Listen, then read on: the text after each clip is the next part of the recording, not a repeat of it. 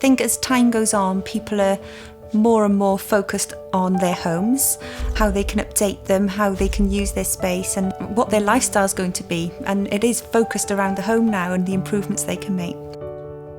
I offer design services. I've got two main services. So with the e-design, it's a more cost-effective way to pull together a scheme because you are doing some of the work yourself, but then I curate it for you and then you can pull the look together in your own time, and it's purely online. And then the virtual design is where I actually visualise how your room is going to look for you, and 3D walkthroughs, panoramas of what their home's going to look like, so it looks like a real photograph. They've got their architect plans, so I build that into 3D and we'll do Zoom calls together. I say I'll drive and I'll take them through the room, and we can talk about what would it be like without that wall, what would it be like with that piece of furniture in, so we can, should the window be different. Obviously anything structural, they would need to check that with a structural engineer and their architect, but at least we can play with the design and see what is possible. It's never too early to do visual design. Even before the foundations have been laid, you can see what your house is going to look like. In fact, for most of the clients that I've had, there's always been something that they hadn't realised it's going to be like that and wish they'd had the designs earlier. So sometimes seeing the 2D plan, seeing the actual footprint of the house is different for me, because I can think, oh, that would be better over that side, or you get a better view if you came in this way. So it's just seeing it from a different perspective, and when you show that to them and they'll go, oh, I'd not thought about that. So the earlier the better, really.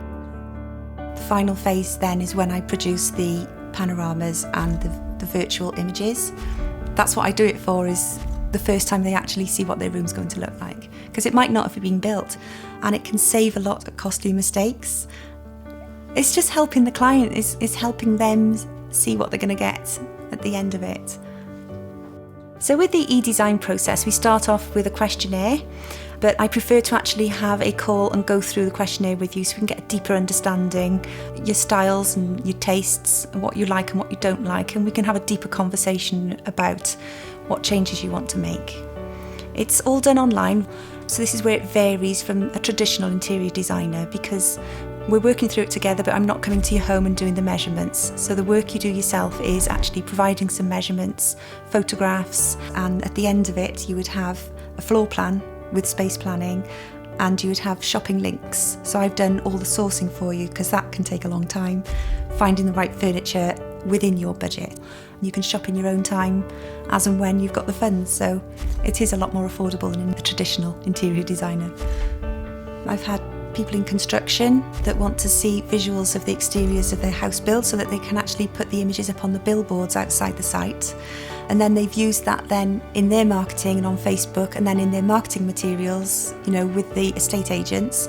And then with the commercial space, they tend to be more the virtual design, so that could be interiors like cafes, restaurants, or an office space.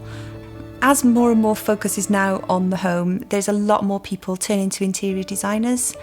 It's not just something that's for the elite or anything anymore. It's far more, it makes sense. But this is for you, this is tailored for you.